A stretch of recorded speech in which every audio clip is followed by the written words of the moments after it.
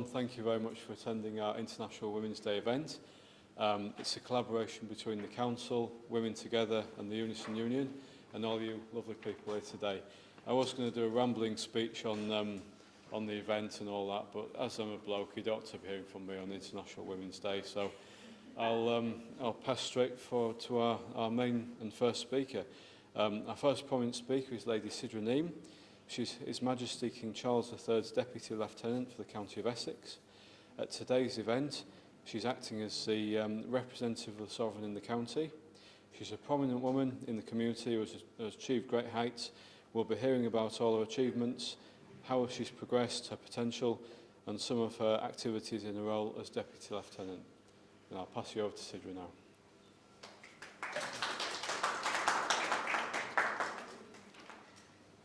Thank you very much, everybody, for coming today. It's a pleasure to see you all. I'd like to apologise I'm not in purple. I'm in my official Deputy Lieutenant uniform today. I was not planning on wearing this today, but I've been at another event where I was acting as a King's representative with Essex Police, so I came rushing down the motorway from there to be here, and I've got here just on time, luckily. Okay, so what did I do to become a prominent woman in this community? How did I become a King's representative?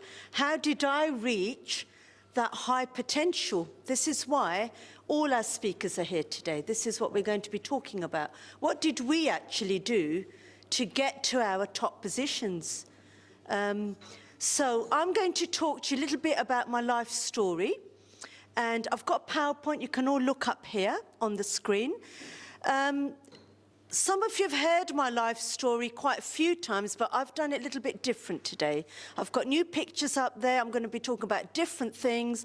I'm going to be talking more about Women Together, which this event was organised partly by Women Together. So I'm going to talk to you about that as well, because that actually is a conversation I had with Her Majesty, the late Queen, on Women Together as well, which was partly the reason I got this role, okay? So half of it's going to be my journey. The second half, which nobody's heard before, is the kinds of roles that I do when I'm in this uniform. What do I actually do?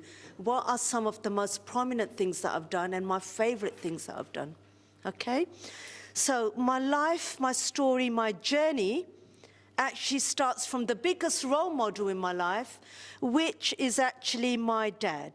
Okay? He came to this country in 1962 as a student, and he went to university here. He did his master's as well. Very well educated. And he was like me, even in those days, even though there was so much racism going on and all sorts, people of colour really didn't have any stand at all in society. But he did lots of good works. He was into interfaith. Okay, he was into mixing with everybody, no matter what colour or race you are, no matter what status you are.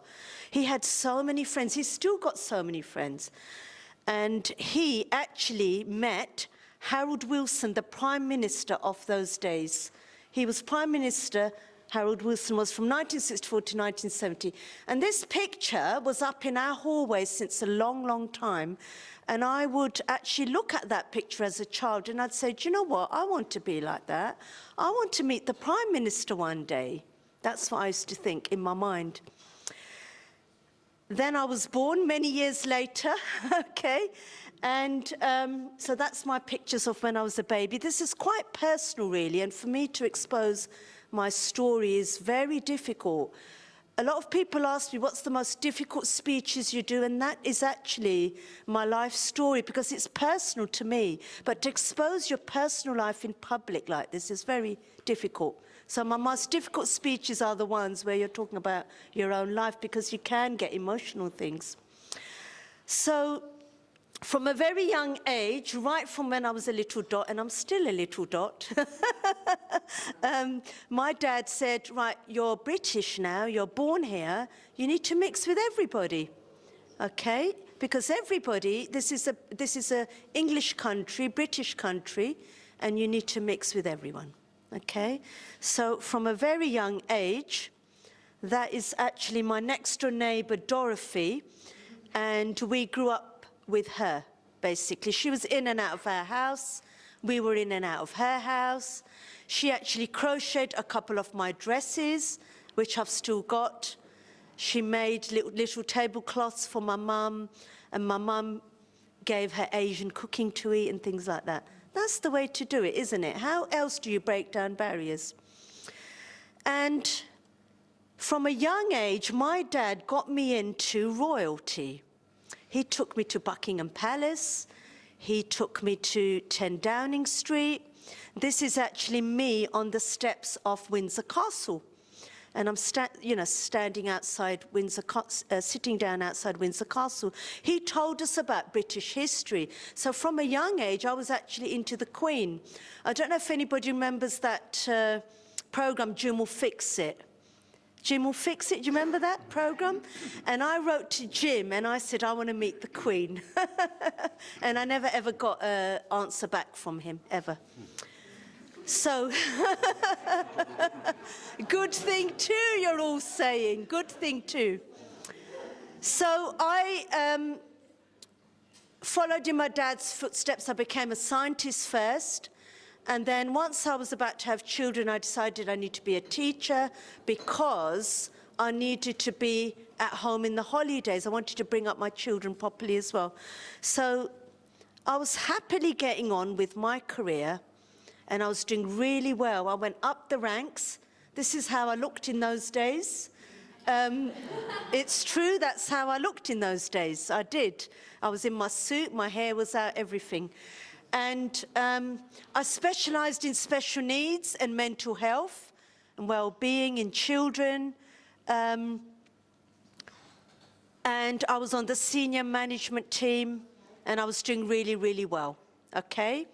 Then all of a sudden, something really big happened in my life, and that changed my life, really. And that was actually 9/11, okay? So 9/11 happened, and all of a sudden, overnight, my life changed. People started coming up to me and started saying, what religion did you say you are again? And I said, Islam, and it was big alarm bells. Islam? Oh my God, is that the terrorist religion? Is that the religion where you walk 10 foot behind your husband? And things like that. And I thought, no, not that I'm aware of. I don't walk 10 foot behind my husband. More like he walks behind me. I thought, that can't be right. So I started looking into my religion, and I realized that it was the media and it was all wrong. So I thought, you know what, I need to now start doing something about this. So it was at that point I decided I need to go out, I need to join the interfaith forums, I need to talk about my faith to dispel the myths. So that is what started everything that I do, okay? So I'm going to quickly whiz through some of the things. This is me giving my very first talk on Are Muslim Women Oppressed? Okay.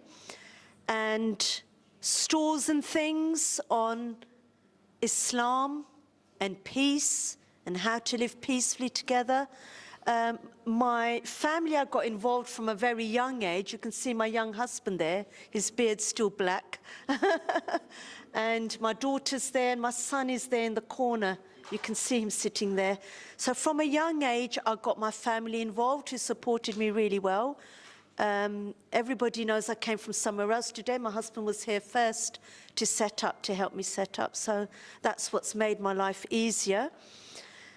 And interfaith activities. Because I was a teacher, I initially got the children involved to actually dispel the myths. And children came to interfaith activities and integrated into the culture. We did a song here on, you know, how poverty can be eradicated in the world and things like that. Things that can unite us all. and included culture in there as well, so people can understand different cultures and things. Took the children into the cathedral where they sang a song. That song has been my highest viewed item on my YouTube channel. It's the highest one. If you look on my YouTube channel, that is the highest viewed song which the children sang in the cathedral. And that's the way we did it. We went into different places of worship, we sang songs. Threw my hat on as a teacher. I was approached by a big organisation called SACRE, Standing Advisory Council of Religious Education, and they asked me to write the curriculum for Islam, which wasn't even there. And it was when 9/11 happened, there was a big stigma against Islam, and people said, well, you need to help us so we can teach the children at school. As soon as I did that, my role increased, and I ended up going into schools to talk about Eid and things like that. And it's been getting bigger and bigger ever since. So I got a phone call from BBC just as I left my house today, and they said, we want to film you in the school you're going in on Monday. We want to film your talk, and we want to do a program on this. And that's what's happening on Monday. And I thought, oh my God. So the paparazzi follow me around, which I'll talk about later when I come to the king part. And then from that, the teacher said, well, we want to come to your places of worship. So then I started bringing the children into the mosque. This is one of the first mosque visits, the early ones that came into the Romford Recorder. So not only was I going to the schools are coming to the places of worship, and I'm doing 120 school visits every year, which is a huge amount. All for free, all voluntary. Interfaith activities increased. We've actually got one of the vice chair of the Interfaith Forum here today. He's come over, and he's sitting there on the left. We have got a rabbi there, we've got imams there, and things like that. So I started then, we would pick a topic, and then each religion would talk about that topic so that we can dispel the myths and understand each other better. And then my talks, people really liked them because the way I deliver a talk has got pictures, it's got sense of humour in there. I keep the audience engaged. So churches started inviting me. Now, don't forget, the Queen is Church of England, so she really liked that. So the churches started inviting me into their places of worship and asked me to do talks there, okay? That has not stopped. That has happened ever since. I'm still doing all of that. So this picture's actually one of my first ones, and that was actually St Anthony's Church in Forest Gate. This was actually in Essex, in Billericay. And that is actually another church. You can see by the beams what's going on there. And then interfaith activities. Who can give me some examples of interfaith activities they have been to? The kinds of things that I've been doing to integrate into the society. Any ideas? Yes. Pardon? Singing, yes. Talent shows, I'll do that in a minute, yes. Anything else? Feed the needy. Feed the needy. What have I been doing through the interfaith forums? National Interfaith Week events. Right, quizzes, yes. Dr. Naeem, what have you been participating in and rife about? Cricket. Now that was a really big one. When I was made Deputy Lord Lieutenant, I was told this was one of the activities that came out amongst the public, which went into all the newspapers, okay? Quiz nights you've mentioned already. Feed the needy you have mentioned, so well done. This one was started off in Chelmsford, and then I ended up in Romford because it was nearer to me, okay? Feeding the needy came up in my conversation with the Queen as well. Essex Mind and Spirit, I am a secretary of, and what happened was, because I'm specialised within mental health and special needs, there was an organisation, it had different faiths in it to talk about how mental health can get better with faith, and they needed a Muslim representative. So I joined Essex Mind and Spirit, and from there, my famous organisation, Women Together, was born, because they wanted me to set up a South Cluster group, and that is how Women Together came about. So here are some pictures of some of the things that I did to empower women. Women Together was set up to empower vulnerable women from all backgrounds, all faiths and none, all different colours and creeds. And we did that through different activities: food, art, guest speakers on different topics. We've got parties going on there, Jubilee party, end of year party, food, talent shows, which increase the confidence of the ladies, which we're going to do today, okay? And we would showcase some of our work in big conferences. This one was a very big mental health conference that we participated in, and there is Frank Bruno over there. Okay, and he was actually in that conference. So as you can see, things are getting bigger and bigger. Can everybody please turn their mobiles on silent? I think that's something we should have said at the beginning. Please, if you can pop your mobiles on silent, and everybody needs to sit down, please, if you can. There's plenty of seats here for you to sit on. It's a bit off-putting talking to audience when people are standing. Okay. And then some of the bigger ones, Women's Got Talent. That was a really big one, which empowered so many ladies. We had over 100 ladies joining us for that event last year. And it was so big that this year we were told off, won't we, Graham? Where's Graham? He said, no, we've got to make it smaller. It's too big. Okay, so we made it smaller.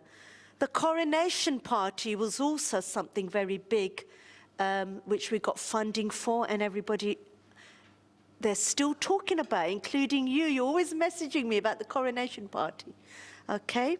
And then when COVID happened, we never stopped Women Together. We carried on online, and after COVID finished, the fitness era started with Women Together.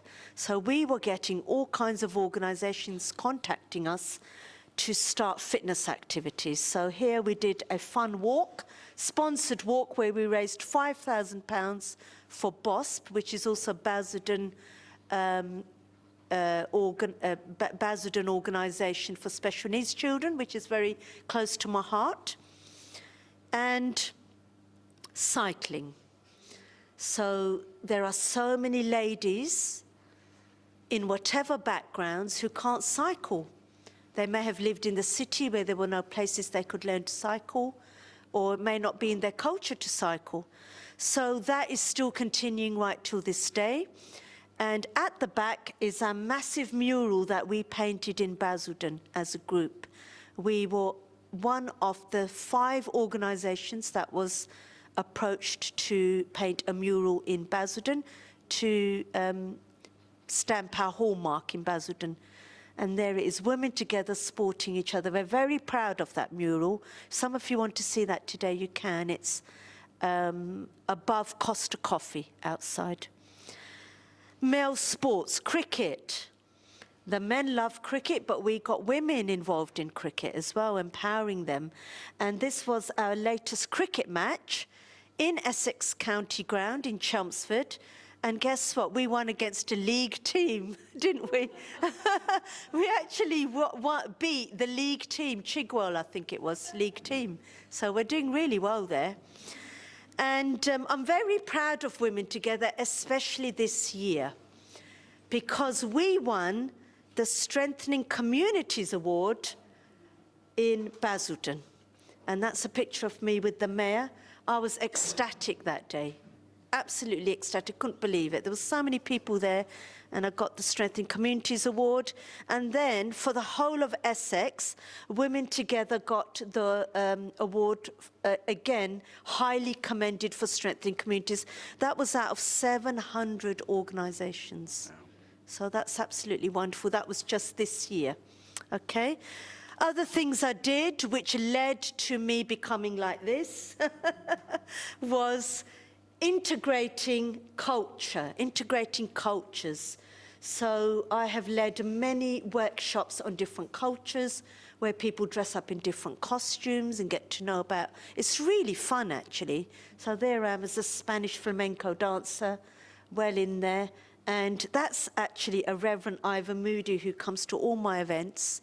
And he snatched the fan from me and said, I want to have a photo. So I just make everything fun and everybody gets involved. It's just, you know, quite amazing how it all works.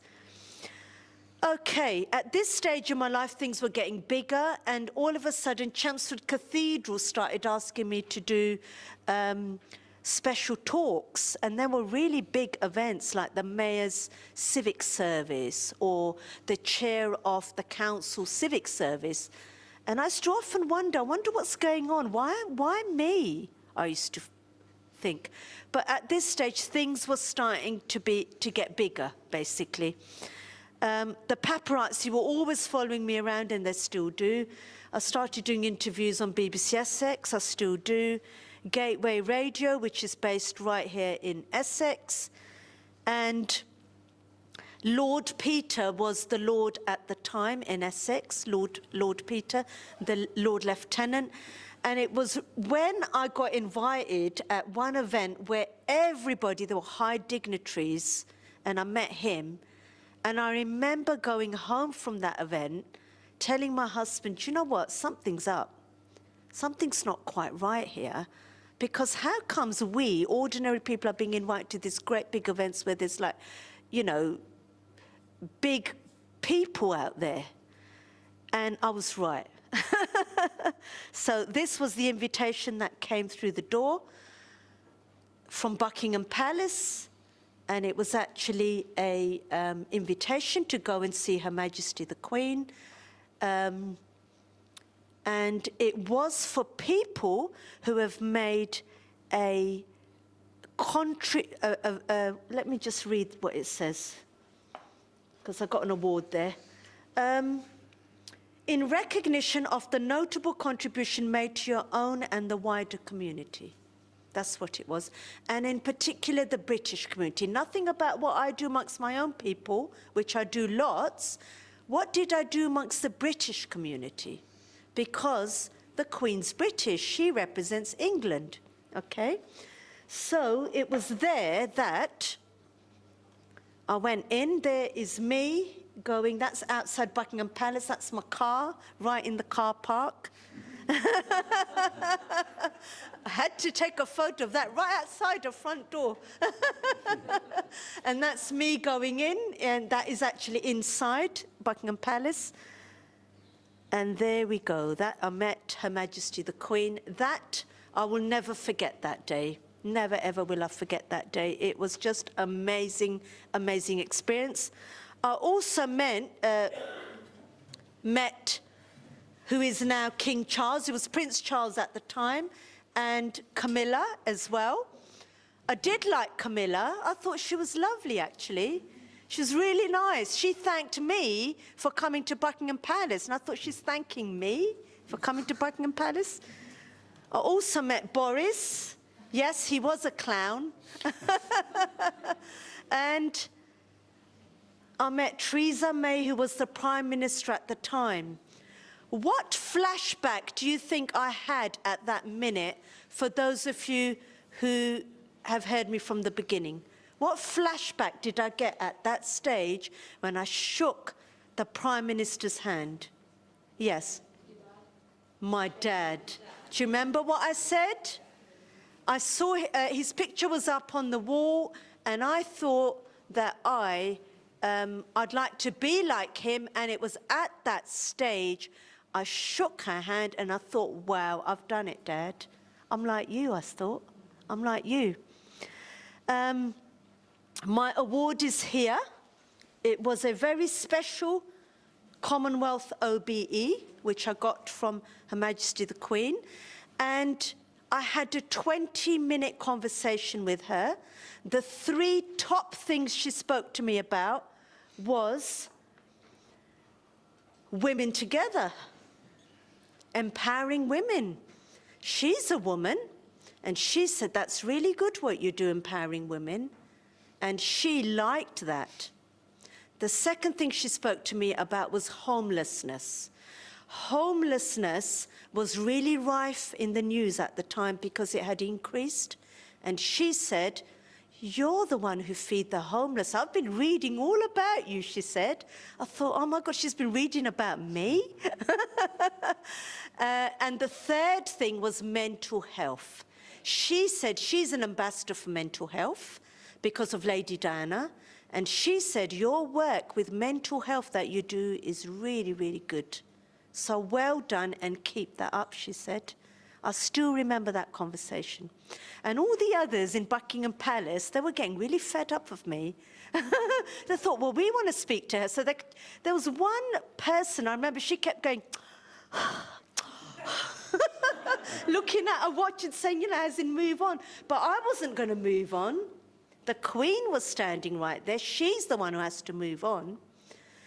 And Muslims never get in the newspapers for anything. So everything I'd done was never in the newspapers. So when I met the Queen, I thought, right, I'm going to write to the papers and I'm going to try and get in that newspaper. And you know what? I wrote to the newspapers and they didn't put me in. 3 times. Spoke to the manager, and guess what the manager said? Good news is no news, she said to me. And I was very upset. I said, well, if I saw a terrorist on the high street in Basildon, you'd put me front page news within seconds, you would. And I've done something good now, and you're not putting me in the paper. I was very, very upset. This is what a hard time we get, okay? So after 3 weeks, there I was. In the newspapers for a change, for something doing good. After that, things excelled. So I started seeing lots of people. So there's Jeremy Corbyn. I met at a conference. That's a selfie there. I'm not afraid. When I see someone, I go, can I have a selfie, please? And then I got invited to the garden party, so I thought something was up there as well. All the invitations and everything are all here. You can have a look afterwards. And there I met Princess Anne and Prince Charles, he was at the time, and Camilla as well. And I knew something was up because when I went in, they put me on the side and they said, right, you're next to speak to them. So I thought, hey, what's going on here? And I have actually got a conversation with Camilla, which you can have a look. And she remembered me from when I went to the palace the first time.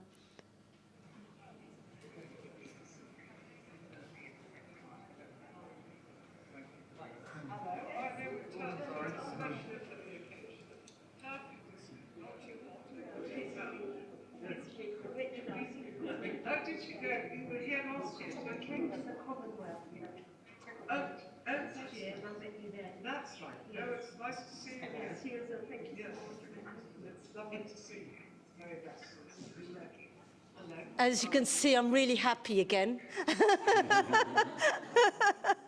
Well, who wouldn't be if you go there and then you're put on the side to talk to them, or you know. But anyway, at that stage, I knew something was about to happen because, you know, you can just get this feeling. I don't know about anybody else, but I get these sort of feelings that something's going to happen. And it did. Because guess what? This time I didn't have to write to the papers. Got in straight away. I didn't even know. Somebody phoned me up and said, Sidra, do you know you're in the papers? I go, am I? So obviously things were getting better, as you can see. So I was in the papers again for outstanding achievements recognised. And then I did get a phone call from Buckingham Palace, actually, and they said to me, you know, all that stuff that you said, talked about to the Queen, is it true? Did that really happen? Are you still doing that? And I said, yes, I am. And I told my husband, and he said, well, you know what's going to happen, he said. You know that something big's going to happen. And then I got the letter. So I got a letter that I'm delighted to inform you that Her Majesty the Queen has given me leave to appoint you a Deputy Lieutenant for the County of Essex. Do you know, when that came, I could not believe it. And these are the reasons. You have been appointed in part as a recognition of public service, particularly to Essex, which I am sure you will continue, and also your probity, knowledge and expertise, which will be invaluable from time to time in the work of the lieutenancy. So that was the letter I got. I was not allowed to tell anybody. It was strictly confidential, and 6 months later, my name was published in the Gazette. And then it was official. And I then got this badge here, okay, which is the official badge for being a Deputy Lieutenant.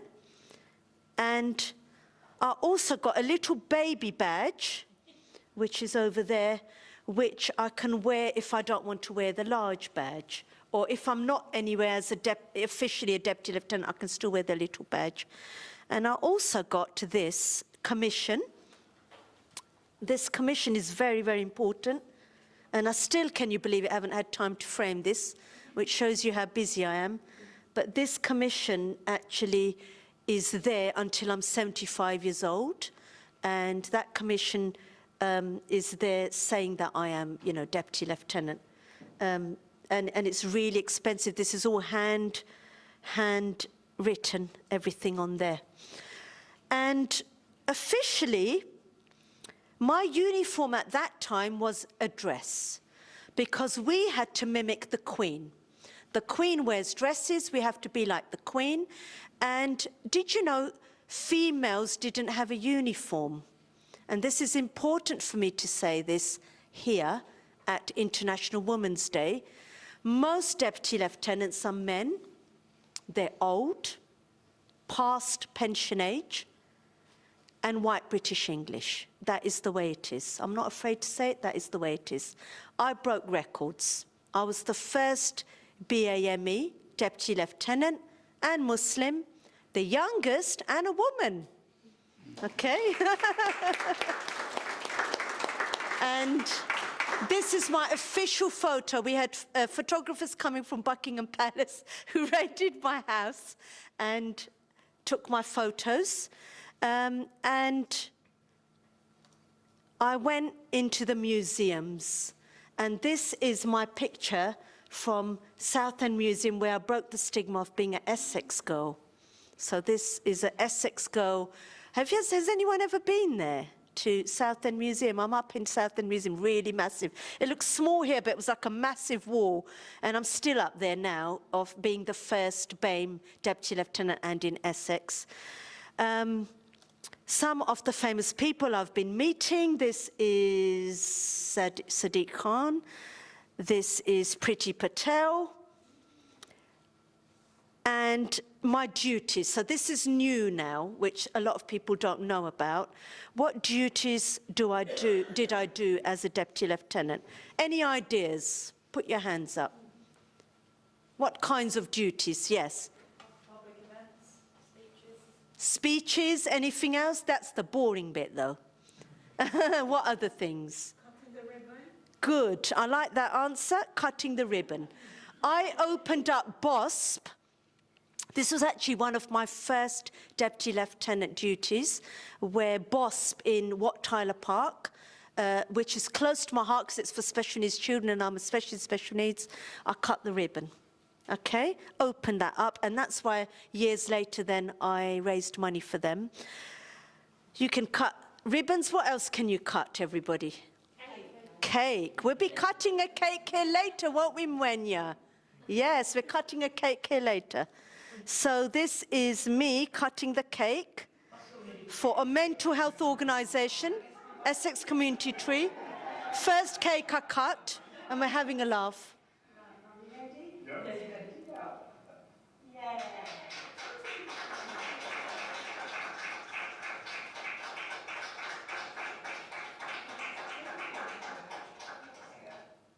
Okay. I give out awards. So this is the same cricket match that I used to organise. I now give out the medals. Okay. You mentioned speeches, Hannah, yes? And the speeches, some of them have been grand speeches. So I'm still in a dress, and this was at the House of Lords. I gave a speech, and I'm very, very proud, actually, about that. That's probably the biggest speech I've ever given, is in the House of Lords. We signed documents on behalf of the king where the king can't go, or the queen. We're still in the queen's era, by the way, at this stage. And this is actually a document I signed in the House of Lords. While the queen was still alive, and I really loved the queen, by the way, her platinum jubilee was coming up, and there were so many things about planting trees, wasn't there? The queen's green canopy. So yes, I planted trees as a deputy lieutenant.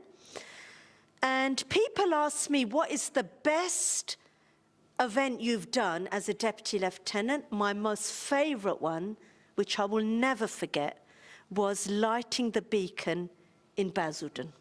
Amazing that was, amazing. That was actually a crucial point in history that will never come again. When are we going to get a platinum jubilee in our lifetime? It's not going to happen, not in our lifetime anyway. And that was a moment in history, and I just remember, you know, the fire going up the beacon. It was amazing.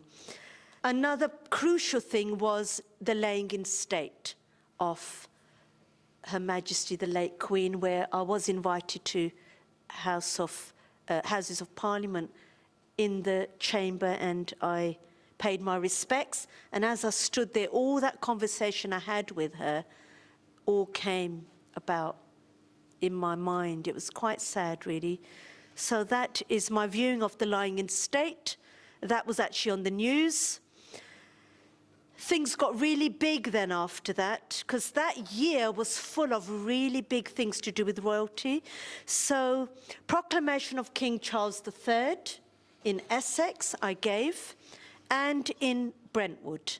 Again, that was a moment of reflection and a moment in history that may not come ever again. That was crucial. As soon as King Charles then became the king, he wanted his deputy lieutenants to look like him, not like in a dress. And that's when we were asked to then get our uniforms. So for the first time in history, there was a uniform for a woman. Changed the trouser to a skirt, but they still haven't got the shirt right. The shirt is a men's shirt, and I can't close the buttons. They're the other way around.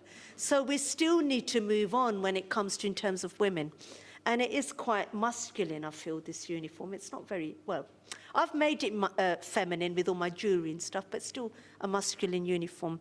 The very first thing I did with this uniform was I signed the Nelson Mandela book. That was at the House of Lords. Other two more things that I do is I do the Citizenship Awards ceremony for any immigrants who get status in Britain. And I know we've got Hannah here from the police. I've just come from the police where I was there at the passing out parade.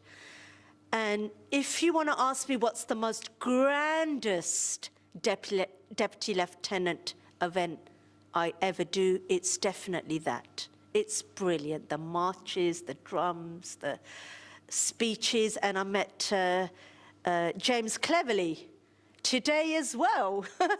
And I met him last year, and I met him again this year, so that was a really big privilege. And on my travels, I meet lots of special people. Where did I meet you, John Rose? Can you remind me? Yes, at the award ceremony for yes. Graduates. Graduates. The Yes. graduation The graduation ceremony at Montrose College. At Montrose, yes. And that's me giving out all the certificates. Yes.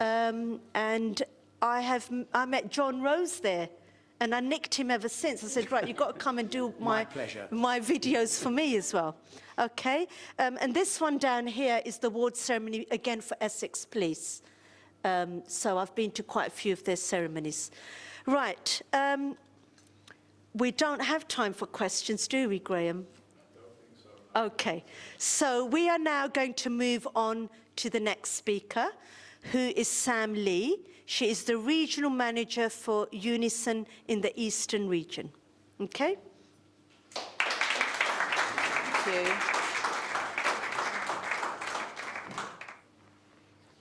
Oh dear, what an act to follow. This is... I apologise now, everybody, because I can't quite compete on Lady Sidra's content. So, thank you all for having the opportunity to speak with you and to meet with you today. I've spoken to some of you already. I look forward to speaking to more of you later. As you've just heard, my name is Sam Lee, and I work for Unison now. I'm a regional manager in the Eastern region, covering a patch, covering a few things, but I'm not here to talk to you today about the job that I do. I'm going to talk a little bit about myself, actually, but generally speaking, that's quite boring, so I'm not going to go on too long about that. I'm going to talk to you a bit about what I've done, but mostly I would like to share with you some examples of what Unison women members have achieved over the years. So I will start by saying that it's good to be back in Basildon. I am from Basildon. I went to school in Pitsea and Basildon. I now live in Suffolk, but it's good to be back here today. So I suppose a bit about my story is I went to school here, wasn't particularly successful at school, and had a bit of a bash at university. That didn't work out. Left there and became a care worker. Have done care work for the NHS, for a council, for agencies, and I did that for several years and I absolutely loved it. When I got a job for a council in Brighton and Hove, in the first week that I worked for as a carer in a day centre, one of the longest serving members of staff came up to me and said, "Are you in the union?" And I was like, "What? What are you talking about, the union?" And she said, "Right, here's a form, join the union. And by the way, we need a health and safety rep as well, so you can sign up for that too." And she said, "You get training, it's interesting, you'll get time off, and it's something to do in work time in addition to your day job." So I did quite like the sound of this union thing. Didn't know much about it, to be honest, but I signed up to the union and I signed up as a health and safety rep. In those days I did what I was told, basically, not now, but I signed up as a health and safety rep, and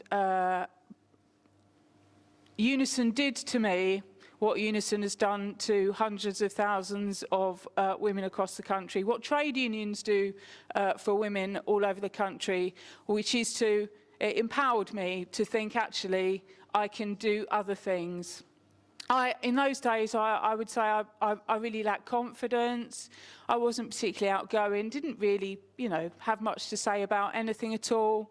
But I got involved in health and safety in my branch. I got involved in tutor training so I could train other people up in Unison things.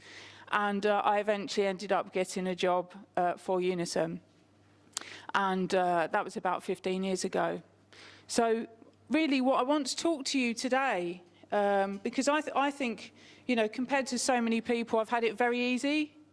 It's, I haven't achieved a great deal, but, every day I wake up and thank my lucky stars that I am able to go out and represent Unison and speak about Unison and meet Unison members who are doing amazing things in their workplaces and for other trade union members that they work with across the country.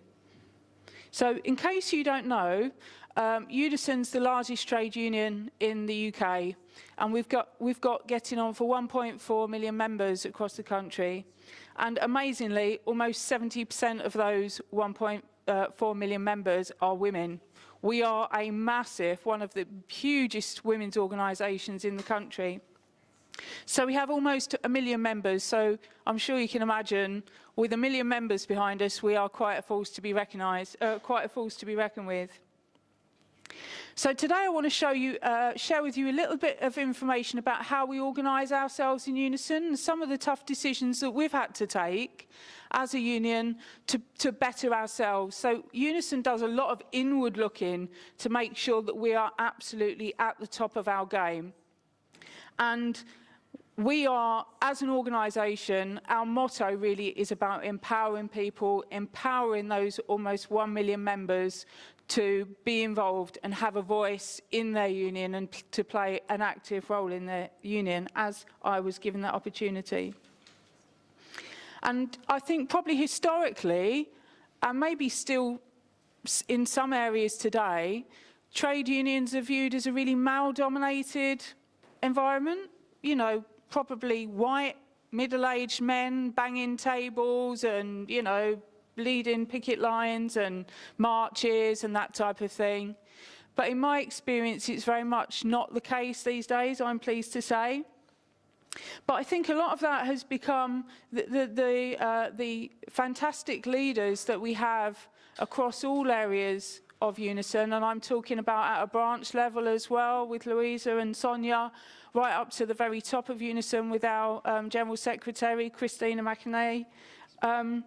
We've looked inwardly to make sure that we get the very best out of our members, and that as an organisation we have changed over the years. And that's resulted in quite amazing things. So what we had to do, when Unison was formed in 1993, the union looked at itself and said, hang on, we are predominantly women, and yet most of the people representing these women are not women. They are men. And how can that be right that the decision makers in the union, the people who have the power in the union, don't reflect the people who are members of the union? So what they decided to do is do a complete revamp of the rules at that point in the 90s, and they introduced clear rules which are still enshrined in our rule book today, called proportionality and fair representation. And that ensures these rules, which govern absolutely everything we do at every level of the union, ensure that women represent the majority of the seats of power in the union.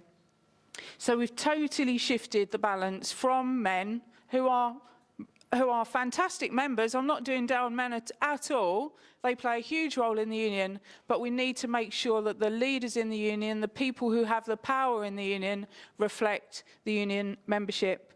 So it was more about numbers. It's not about ticking boxes to make sure that we have numbers in, at committees, numbers on our National Executive Committee. It's about making sure that women steer the direction of the union, because women form the majority of the union. So we are a true, it was pretty radical at the time, but it means that we are truly democratic and representative now. And the union has achieved amazing things over the years, and I'm just going to talk to you about a couple of those. Going right back to, well, women trade unionists over the years, not just Unison members, but women trade unionists over the years have achieved absolutely incredible things. Going right back to the 1880s, where the match girls, who worked at the Brian and May's, oh dear, is this a tongue twister? Brian and May's match factory, right, I shan't be saying that after a few, in East London, 1,400 women went on strike to object to their 14-hour days on an absolute pittance of a wage. And by the way, their wages were cut if they spoke to each other during the day, or if they went to the toilet during the day, their wages were docked. And also, these were women who were contracting a specific type of cancer due to the chemicals in the matches that they were working. They took a stand as a group of 1,400 women. They took a stand and they forced their employer to improve their terms and conditions and their pay at work, and that's going right back to 1888. The longest running strike in the country was led by a woman in a headmistress of a school in Norfolk. And more recently in Glasgow, the 16,000 workers at Glasgow Council, as a result of work from Unison and GMB, have seen their unequal pay addressed after years of unequal pay. And in 2019, over 200 low-paid care workers, 96% of whom were women, took 82 days of strike action over almost a 2-year period, which is a huge sacrifice, to stop their pay being cut by up to £11,000 a year. So the council, I'm pleased to say, reversed its decision to progress those horrendous plans, but it took those women 82 days of strike action to get the council to listen. And, you know, we applaud women like that, and they are an absolute inspiration to women like me and women across Unison.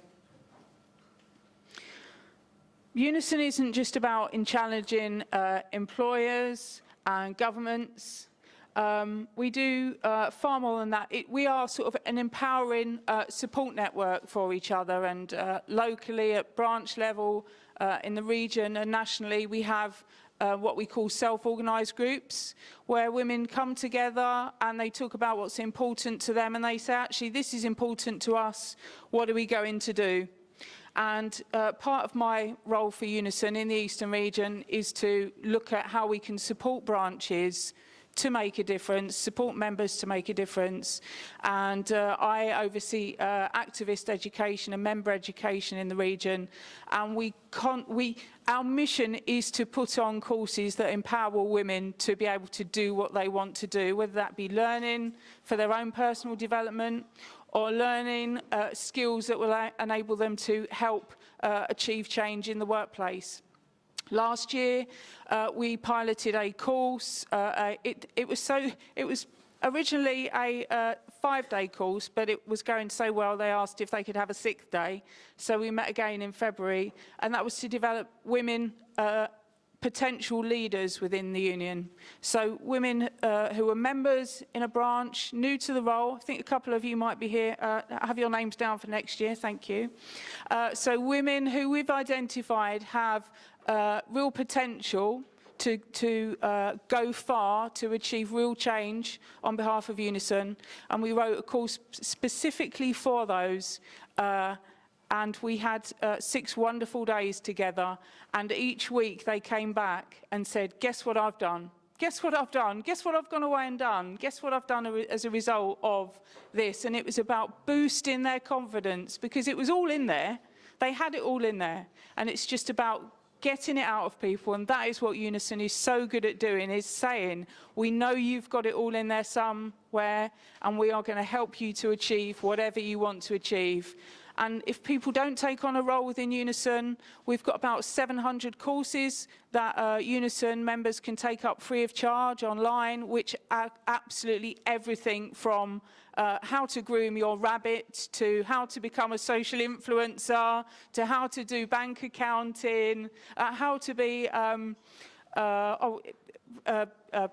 a cat behaviourist. There's absolutely beauty therapy, floristry, absolutely everything anyone could ever possibly be interested in looking into. So given all this confidence and training and empowerment, our women members take on huge roles of responsibility in the union at every level. But sadly, our work is never done.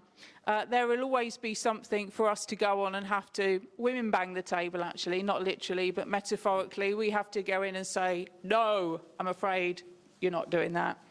And our members get together at an annual women's conference every year to talk about what they want to do, what we want to achieve as women in Unison. A lot of that does involve lobbying governments, looking at new ways of working, looking at how we can improve uniforms for our members in the workplace. That's something Lady Sidra referred to, and that's a huge issue for a lot of our members in the workplace. Equal pay has obviously been a huge issue since forever really, but even with the Dagenham strikes in the 60s, with Glasgow, more recently, and Birmingham, we still have a massive gender pay gap in this country. And some facts for you. For women in the 20s and 30s, the gender pay gap is relatively small, but it's a lot greater for full-time employees who are 40 and over. And as a woman has her first child, that gender pay gap increases, so the difference that women are paid to a man in the same situation increases.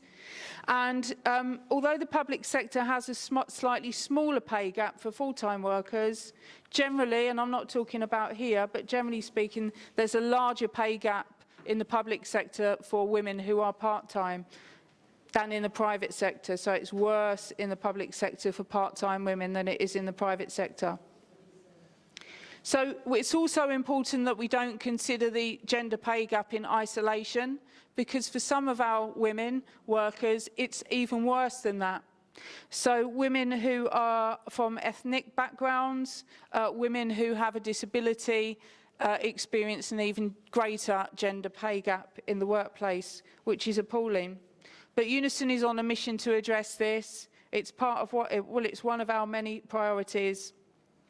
And a few of the other priorities that came up that are specific to women at our conference that are on the agenda for the plans this year, as I said, is health and safety, looking at work-life balance for women, flexible working, sexual harassment, domestic abuse. They're all areas that are going to feature in Unison's high-profile work this year. And for Unison, 2024 is the year of the LGBT+ worker. So we will be tackling ingrained discrimination against LGBT+ women, and we will build on that work after 2024. I'm very proud to say, and I'm going to close now, I'm very proud to say that we have a fantastic Unison branch here in Basildon at the council. I've met quite a few of you in the past because I used to do a lot of work in local government. I've met more of you today, and I know that 2023 was a fantastic year for you in terms of growth, developing your branch and planning for this year. And I know that things are already underway and you're working well with the council on the inclusion board, and your self-organised groups are doing great things. I'm just going to finish off now by saying that if any of you are not Unison members, if any of you aren't members of a union at all, then look into it. It's empowering, you make a difference, and it gives all of us a voice to make a real difference at work, outside of work. So I would ask you, if anyone wants to chat about that in the break. Thank you very much for organising this event. It's fantastic to showcase how fantastic women are and the brilliant work that they are doing, and raising awareness about the issues that we face, but actually that so much can be done about it. Thank you very much, everybody.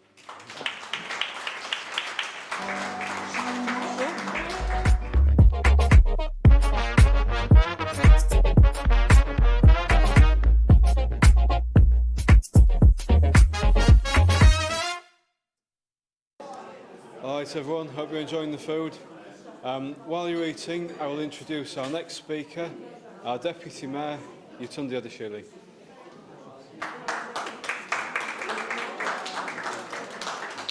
Hello. Okay, can everyone hear me? Yes. Okay, so I'm not standing between the sandwiches and yourself, because you've got the sandwiches, which is a good thing, because if I was standing in between, there might be a bit of distraction. So, happy International Women's Day, everyone, to all the women and the young girls in the house. Give yourselves a round of applause, because you deserve to be celebrated. And the theme for this year's International Women's Day is Inspire Inclusion. Inspire Inclusion, which is what I'm going to do in about 10-15 minutes. So I'm flying through today. Today's been an extremely busy day. I've been almost everywhere, and I've still got one more place to go, which is the reason why I have to fly out of here. Not literally fly out, there's no jet waiting for me outside. So my name is Councillor Yetunde Adeshile, and I'm the Deputy Mayor of Basildon. And I think the challenge that I've been given this afternoon is to tell you the story of how I became the Deputy Mayor of Basildon by sheer accident, is what I'm saying. No, not really. Okay, so here's a woman that is standing in front of you that was born in Nigeria. So I was born in Nigeria, and at the age of 8, my parents had the wisdom to bring me to the UK to go to boarding school, because they were both busy business people flying all over the world. So their best solution was like, put her there and let's get on with it. But it was the best experience I had in my life, but it was a strange one, because I came off a flight one night, got to the UK in the night, went to the family house, slept, woke up in the morning, and I was on a train to Somerset from London. So life was completely different. I went from being a majority, so in Nigeria I was majority, should I say, culture, and then I came to the UK, went to boarding school, and I was definitely a minority, because probably about two of us in my boarding house that were actually from Nigeria, no other national, everybody else was white. So it was a bit of a challenge to get through all that. But I will say one thing, that was the best experience that I had in my life. Because at a very young age, when you're younger, it's easier for you to just get along. There's none of all things that I experienced when I became an adult, or a little bit older. Which, when we say things I experienced, includes racism, it includes sexism, it includes exclusion from certain activities. But being the woman that I am, it was really hard to exclude me. Not from something I really wanted to do anyway. And I think that's part of the journey or the skill set that I've developed from a very young age, that I didn't realize that actually I was developing, and I didn't know how far these kind of experiences would take me. So, born in Nigeria, came to the UK at the age of 8, grew up in Somerset. If anyone's ever been to Somerset, it wasn't really the best place to grow up. There was nothing in that town, nothing happening, apart from the Glastonbury festival. Yes, that's the word I was looking for. But it was a good experience in the sense that eventually the school got very diverse. So from a very young age, I would say from when I was in secondary school, the school started to attract a little bit more diversity. So my friendship set, which was about 6 of us, had 2 English girls, somebody from Japan, somebody from China, and two people from Nigeria. It was amazing. So I've always done diversity. And it helped me, because some things that they were struggling with, I didn't struggle with it, because if I wanted something done, I wanted it done. And there was nobody that was going to stop me from doing it. Anyway, life goes on. Went to university. I went to school, do my A-levels in Oxford, not Oxford University. Everybody thinks I went to Oxford University. I went past it, but not in it. Okay, so I didn't really get that far. But from Oxford, I came back to London, because that was where the family house was. And I had to, again, experience change. So where I was in the countryside and everything was kind of like chilled out and everybody, got along with each other, in London, it was a different ballgame.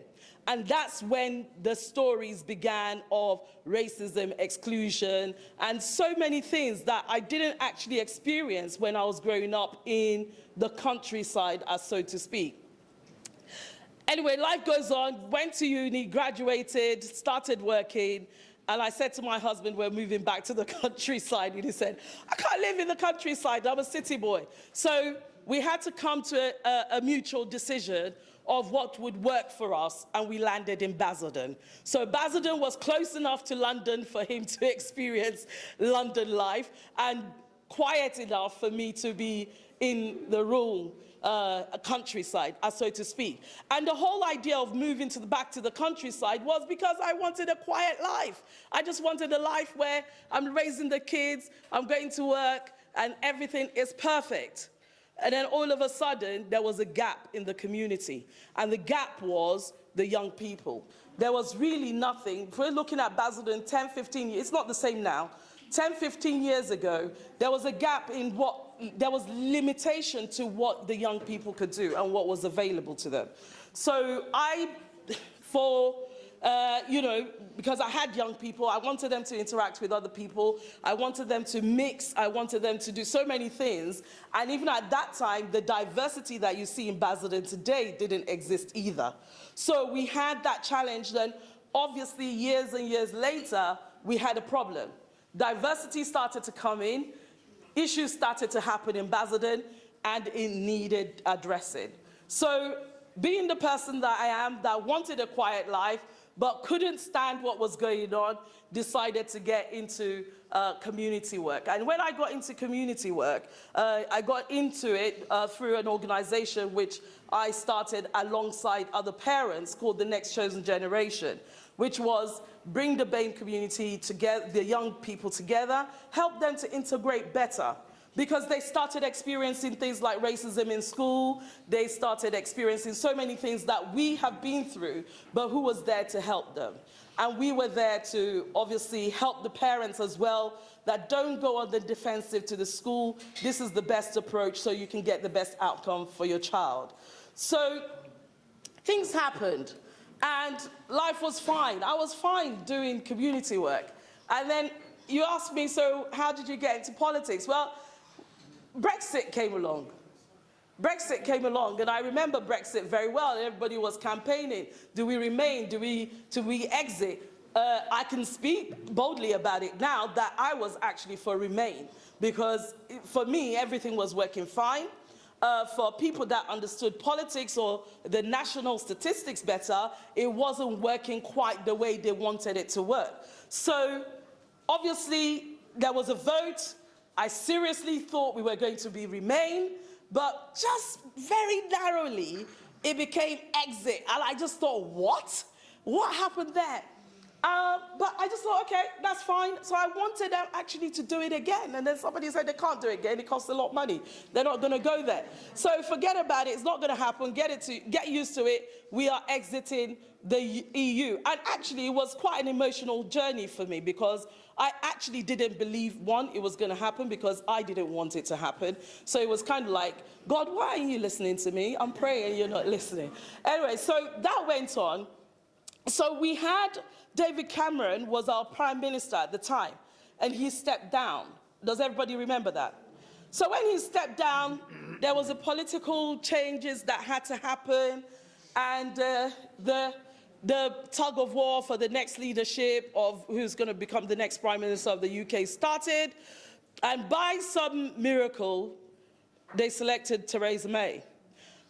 It doesn't mean anything to me at the time. And then they start talking about Theresa May. And at the time, I had done a course called Christians in Public Life. And I'd experienced, they had introduced us to the kind of experiences that Christians in public life had experienced. So this wasn't even about race, this is about religion. And it wasn't good on the course, what we were taught. And people have resigned because of their faith and politics. They couldn't blend it. So when Theresa May became Prime Minister, and they said she's a reverend's daughter, I thought, oh my God, she needs my help. Literally thought she needs my help.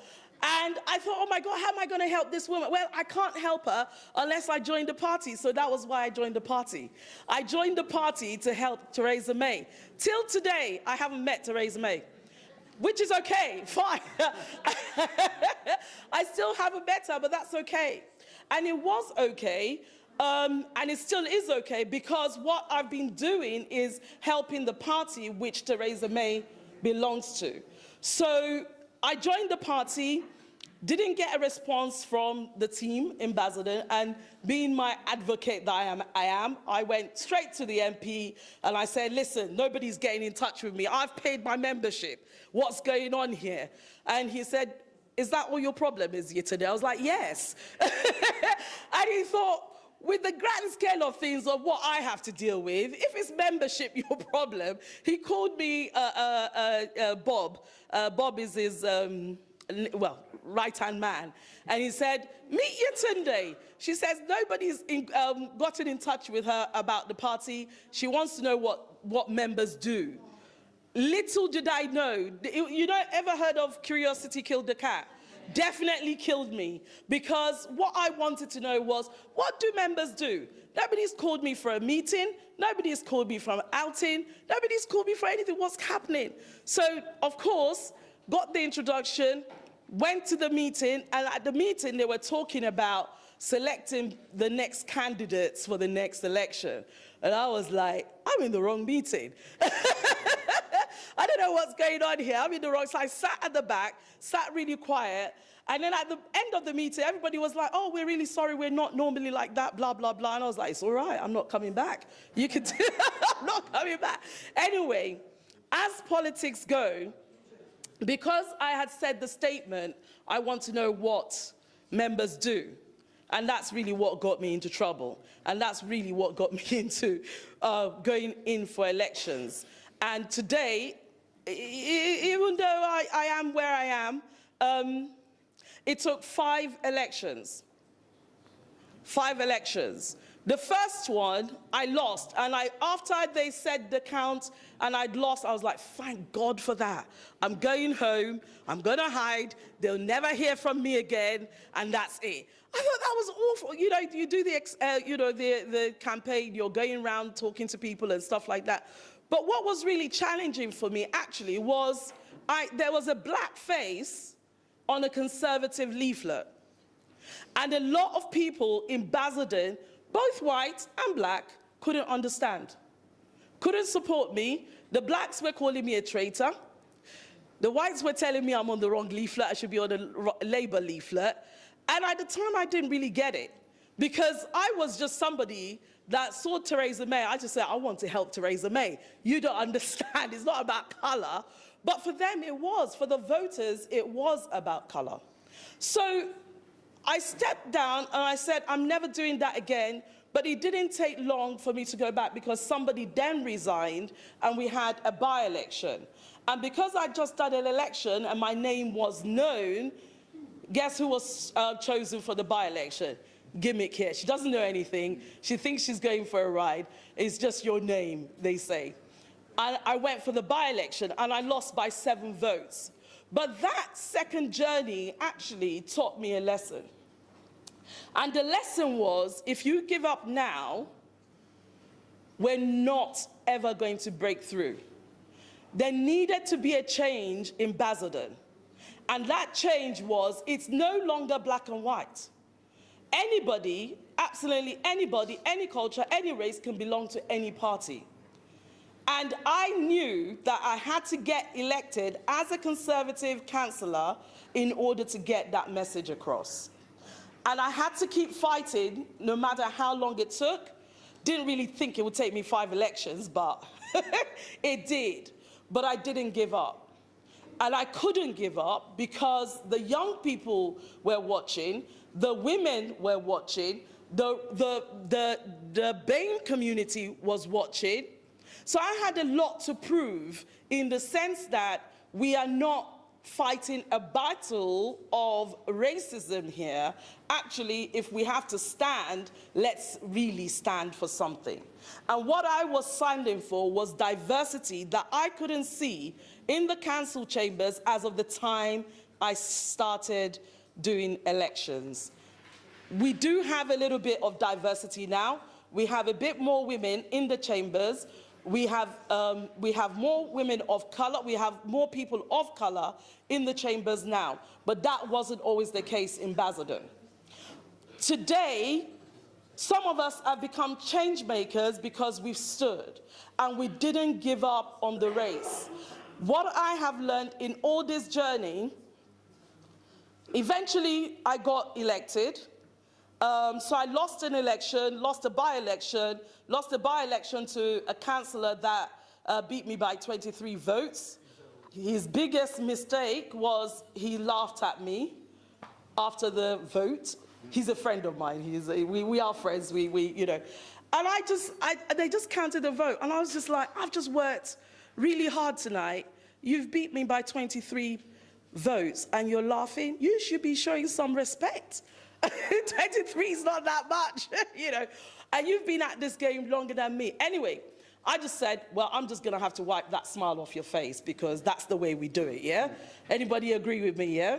You just have to wipe the smile. If you're laughing and smiling at the wrong thing, you've got to wipe the smile off their face. Anyway, so another election came, I didn't stand. I stood as a paper candidate elsewhere, and then we had the pandemic. Then I stood again in Vange against the same councillor. And this time, forgive me if I may, I'm so proud of myself for this, and I'm proud of the Conservative team as well. I stood and I won by 101 votes. Yes, absolutely. He's the guy, he's the guy, I'm a woman, and to be quite honest with you, it's not nice when you lose, and I didn't really want to, you know, rub it in his face, but you know what? It was my time to laugh.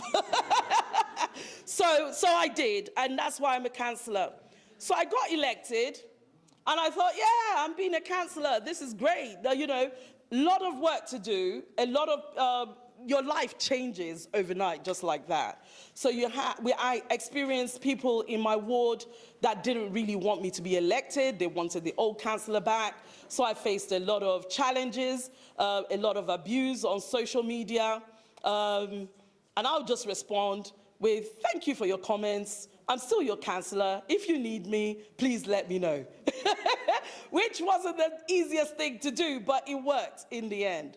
And now things have turned around. How I became deputy mayor? I think me becoming deputy mayor, you can blame Danny Lawrence. If anyone wants to blame anybody, it's Danny Lawrence. So he came to me and he said, by the way, I've put you forward as deputy mayor. I was like, you've done what?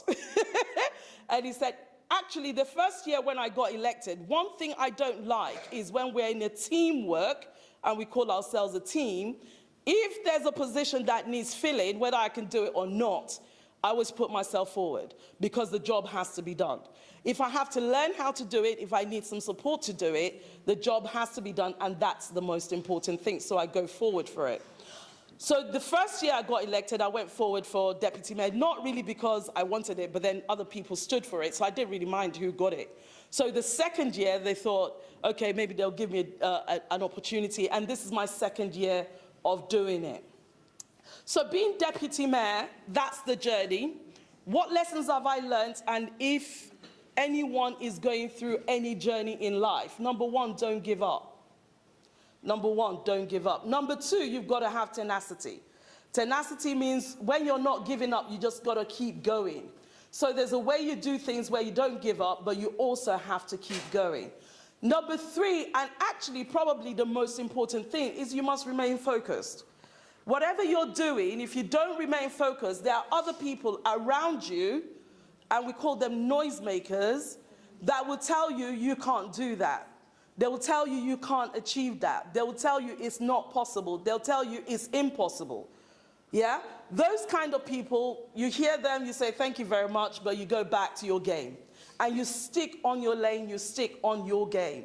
So if anyone is going to inspire inclusion, so if I go back to the beginning of inspiring inclusion, the only way you're going to inspire inclusion is, first of all, you've got to stick your neck out.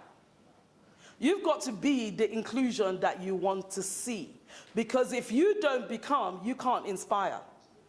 And if you're just waiting for people to keep inspiring you, guess what? the message is going to get lost somewhere because you have been inspired, but you've got to go out and inspire somebody else. So, for this International Women's Day, I wish you all a happy celebration, happy International Women's Day, and I hope you're all inspired to be included. Thank you very much.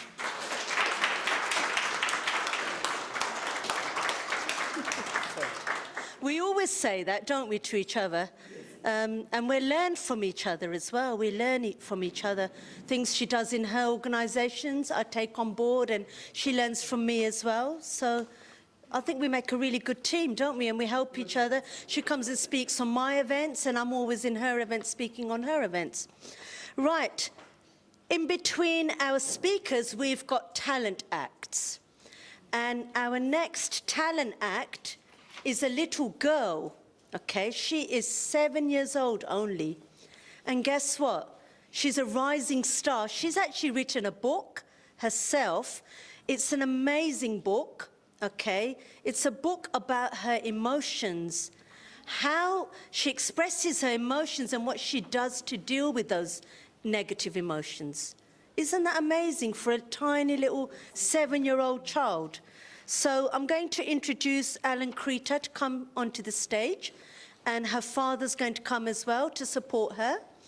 And we're going to hear about her book that she wrote at that age, and you know, how that came about as well. Okay? Thank you there so you much. go. Or you can use that mic. Actually, she's going to speak. She's going to say Yeah.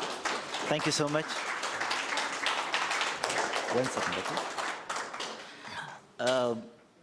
A question. Raise your hand if you want a lot of success in your life. Yeah, good thing. And raise your hand if you want a lot of happiness in your life. Yeah, all of you, good thing. So let me tell you, you are at the right place at the right time. My name is Nilesh. I'm father of this beautiful daughter, Alankrita. My wife is here, Meenal. And today we are going to share our journey as how she became an author. And hopefully that will give you some inspiration. And that inspiration will help you, become more successful and achieve more happiness.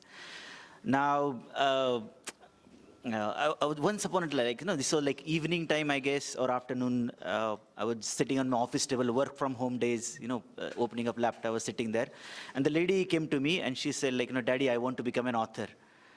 I know it's such a big words to listen to Dad. So I said, that's nice. Then I asked, what do you want to write about? What is the title of the book? And she said, believe in yourself. Now, at such a young age, she was 6 at that time, when somebody says those big words, we get attracted how it happens.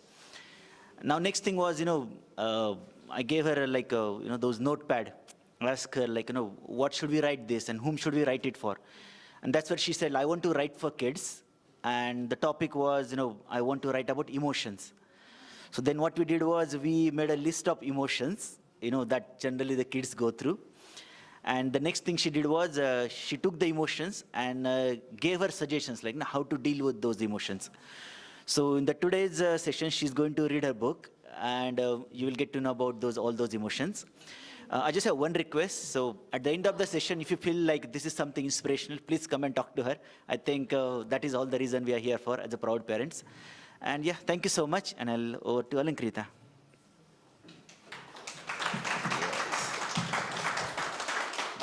Can you speak here? Say hello. Hello. Good thing.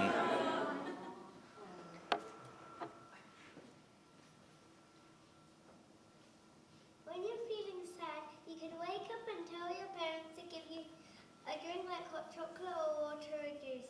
It'll help you feel better.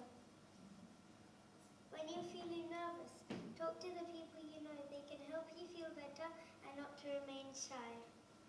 When you're feeling happy, you can jump with joy. When you're feeling shy, you can say hi to people and begin the conversation. When you're feeling tired, take a nap. When you're feeling scared, do not cry. Tell your parents or teacher. When you're feeling bored, you could play with your toys, or you could jump in the garden, or you could read books or write something on paper. Choose anything to do to make you feel better and do it. When you're feeling desperate, calm down and think about good things you already have. When you're feeling alone, talk to your friends. When you're feeling bullied, Talk to your parents or a teacher.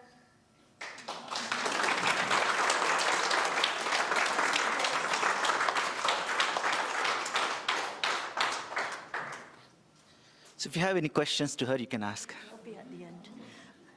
Well, that was absolutely amazing. Do you know, I was not like you when I was your age.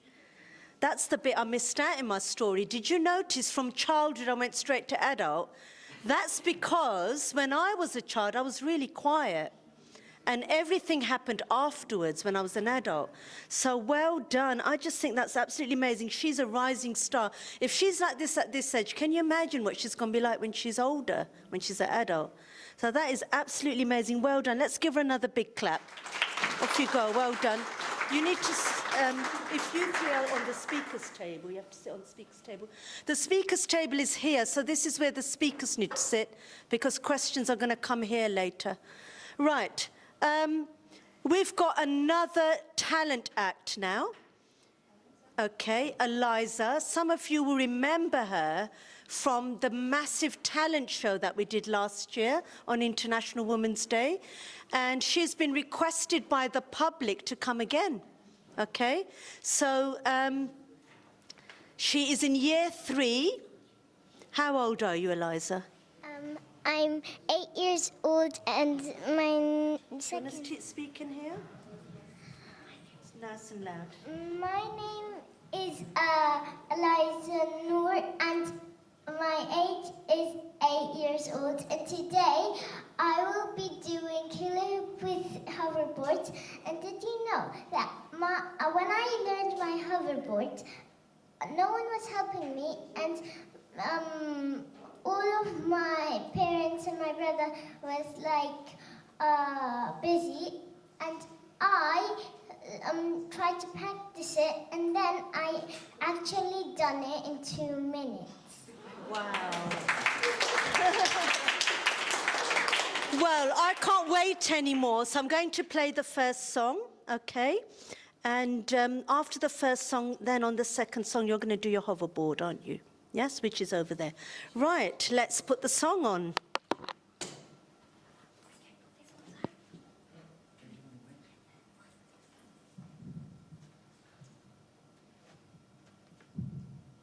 Shine bright like a diamond. Shine bright like a diamond. My light in the beautiful sea. I chose to be happy.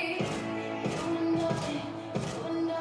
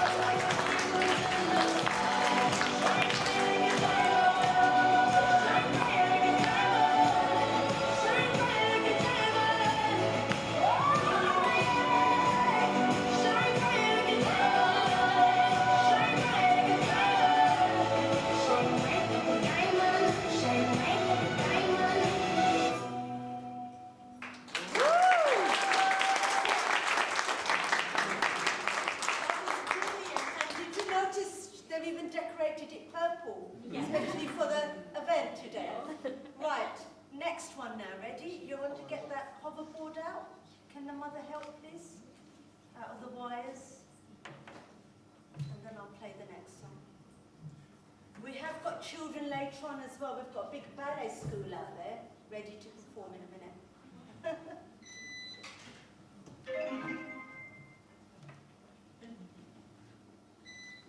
You give me the go-ahead and I'll play it on. Shall I play it now?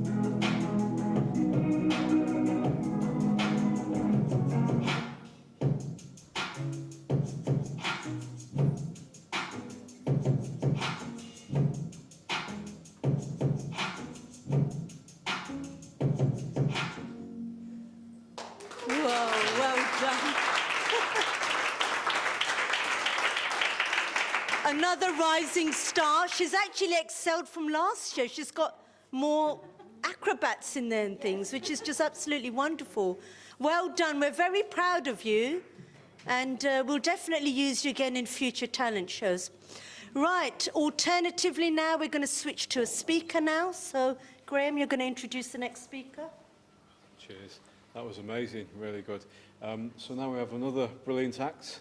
Councillor Sargent won't be doing the hula hoop, but she will be talking about amazing work in the communities. So Councillor Terry Sargent, the Cabinet Member for Communities. Thanks, Brandon. Good afternoon, everybody. It's been a fantastic afternoon so far. There's been some brilliant speakers. And how can I follow that little act there? That was absolutely amazing. Anyhow, it's been a pleasure to be here, speaking in front of you, particularly on this wonderful International Women's Day. I'd like to, I'm the scripted one, by the way, and being a councillor, I have to watch what I say. I know Yutundi got away with murder, but I'm not so brave. I'd like to share with you my journey to becoming a councillor, which began back in the day when I grew up in the East End of London. In the 1950s in the East End, it was practically a bomb site. We lived in old cottages, we were very poor, but community spirit was in abundance. There was always a large soup pot steaming on someone's stove to feed the hunger. The schools were amazing and taught us dead-end kids resilience, the importance of education, and to look to the future. The school holidays were the best days of our lives. We had such fun and shared a kindred spirit as we were all in the same boat. As young as I was at the time, I noticed that hardly anything changed. People have remained poor and struggled to bring up their children, and often went without. I left school at 15 and got a job in the civil service, working in the city, which I loved. I learned all about computing and worked on various machines, which, looking back, compared to today's laptops and iPhones, it was pretty archaic. The office was full of ladies who taught me loads, not just about work, but about life. Further education was provided, which I really enjoyed, and the prospects that it brought me. I married, had 2 children, and enjoyed bringing them up, surrounded by friends and family. There were few opportunities at that time for young mums to work, so we stayed at home and looked after the children. I met new mums at playgroup, and together we set up activity groups and park outings, which we all thrived on. Around that time, many of our friends and family began to move away. It was to where what we called at the time was the sticks, meaning the countryside, where the air was fresher and the pace was slower. We soon followed. My family soon followed. We moved to Basildon. So there's another one moving to Basildon. What a learning curve that was. But I got stuck in and joined the school PTA, where I met and made a whole load of new friends. This was a new ball game for me, meeting teachers, seeing their commitment to ensure our children got a good education and eventually good jobs. The PTA raised lots of money for the school to buy equipment that they couldn't otherwise afford. This was my wake-up call to get more involved and to look for solutions to bring opportunities where they were needed most. I joined a village hall committee as a volunteer, and I'm still there actually after 30 years. I went to train on to become a community engagement officer. I then joined a council group, and that's when I began to learn how the council worked and engaged with neighbourhoods. I was then asked to chair a steering group to establish a parish council for Notebridge, because that group had closed and the people of Notebridge wanted to retain a voice for their community. And I'm sure you all understand that it's important to have that voice within your communities. My interest in politics grew. I joined the Conservative Party. In 2002, my local ward boundary changed and I was invited to stand for election in the new Crouch ward. You could have blown me down when I won a seat on Basildon Council. I didn't have the challenges, fortunately, that Yutundi had. Back then, sitting on the back benches, learning from my peers was quite an experience. Those older guys taught me a thing or two about politics and how the council worked. They really were the good old days. Politics has changed my life and given me the opportunity to support changes. We all want to change life for the better, help people to make their lives easier, but we live in difficult times. I have worked my way through the council system, sat on many committees and have been extremely fortunate. To be a member of the council is a privilege, it's not a given. We are here to serve the residents and have a duty to do our best for them. Representing people is my passion, as is working in communities and being at the sharp end.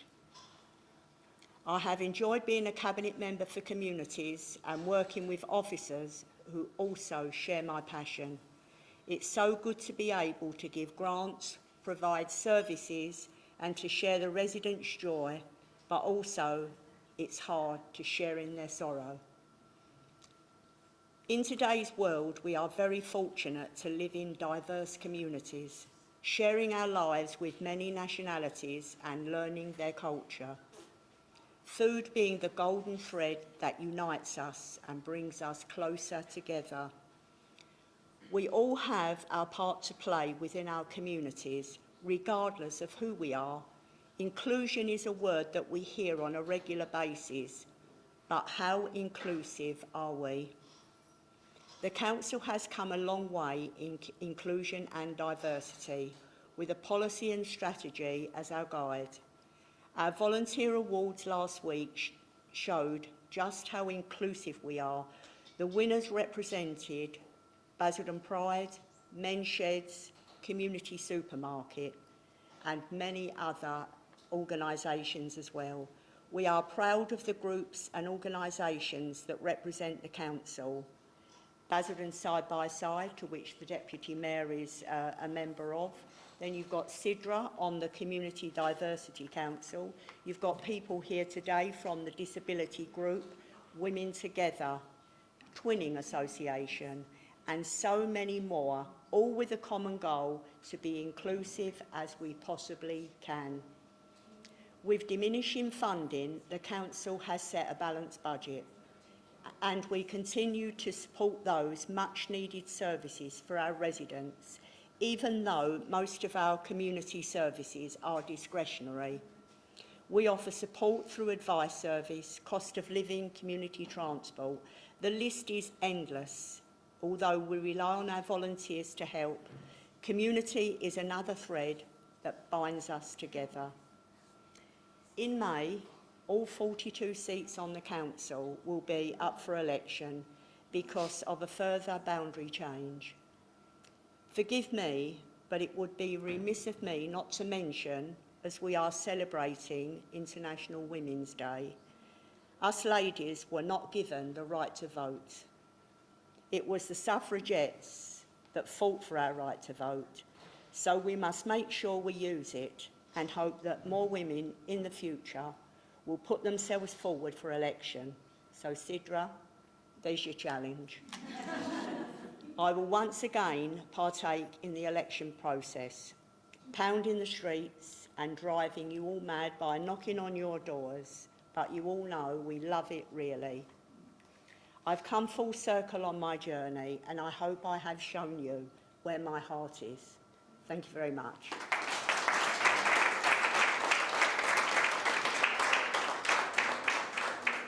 Thank you very much. I've known Terry a long, long time, and she's still there, isn't she? Still doing everything. Right, the next person, come over here, please, Moira. We've got our very special act now. It's children, and they're going to do a ballet. Now, some of you may remember Moira Brock from last year. She was one of the judges on the talent show. She owns a dance school called Les Danses Fantastiques, and I first came across that as a deputy lieutenant. I was invited to go and have a look around, and I was really, really inspired because she had incorporated children who were special needs into her school. And there were so many children who lacked confidence. They were dyslexic, they were autistic, and she had raised their confidence. I was so impressed, I really was.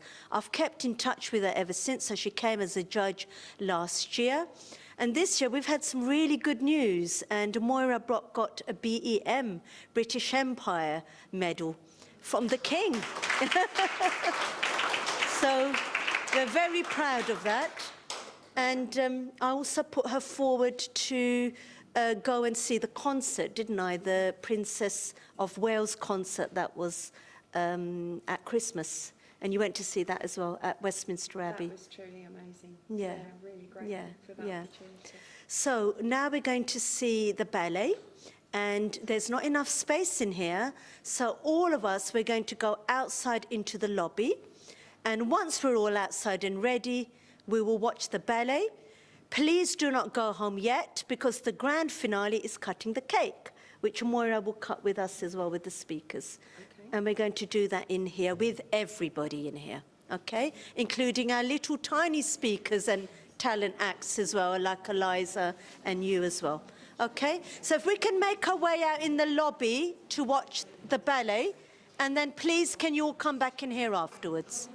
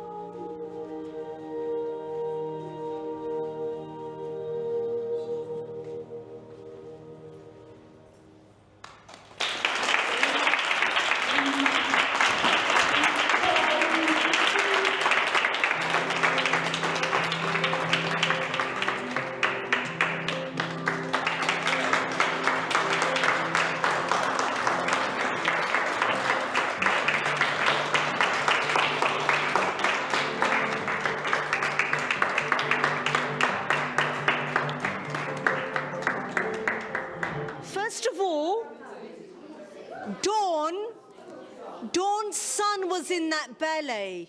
Dawn's son is Aston, and he is autistic. And he started coming to Les Danses Fantastiques when he was how old? 14. 11 and a half. 11 and a half. He came to you just after he'd had his colostomy. Yeah. Because I remember a lot of places Yes. wouldn't take him. And he has, that school has done wonders for him. Amazing. Yeah. Amazing. I can't thank Moira enough. He was very difficult at that time. Obviously going through a lot of self-esteem issues because of the colostomy. He's been hospitalised from the age of 4. We went along, that was discussed to us by one of his doctors who mentioned Moira and Les Danses Fantastiques. So he went along there, and it's been the making of him. He's changed from a very quiet young man with a lot of problems, like communicating, etc. And he found the arts, and the arts are definitely for him what's kind of lifted and made him the young man he is today. That's an inspiration to me as his mum, and to a lot of other people. He's done a lot for charity. He's raised just under £90,000. Oh, amazing, amazing. So, yeah, And Dawn actually wrote a book on Aston, very famous book. I've read that book, and you know, I would recommend people to read that book if you look at his life story and how much he's gone from strength to strength. He actually works at Gateway Radio as well, which I mentioned earlier on in my life story, and he's interviewed me before as well, many times. So, Moira, if you can come forward now and just tell us a little bit about what that ballet was about. And it was actually part of a show you ran, which I went to see in the theatre, didn't I? That's you right. gave me free tickets. It was a show that we presented on the 4th of November last year, and we did it to support the Royal British Legion and to commemorate the sacrifices that people made in the Second World War. So that ballet was the story of 2 sweethearts who, one stayed at home, one went to war and subsequently died. And the dancers were the support and the spiritual upliftment for her when she was left behind.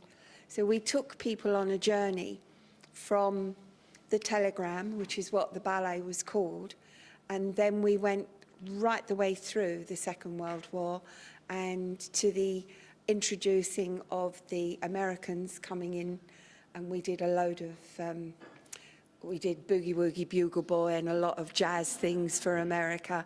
Yeah, and we finished on the Cockney celebration, didn't we? Can't remember what it was. Yeah. Yeah, everybody had a Union Jack and we waved flags. And to be honest, it was one of the most emotional shows that we've done, but I think the subject matter made it what it was. Which was quite uplifting at the times.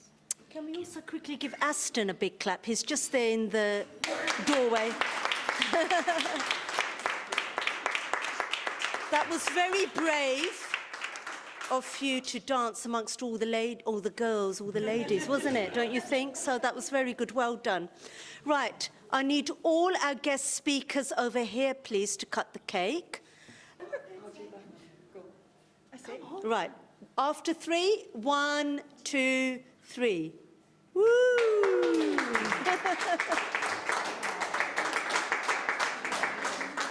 Okay, if we can have all the ladies now, they can all come at the front and we'll all have one big group photo. I also want to say thank you to Louise and Wenya, who have helped to put this event on. If you can also come here, please. And Jenny as well. They've all helped out in the background loads. Power to the women. Yeah. Come on, ladies, you join us as well.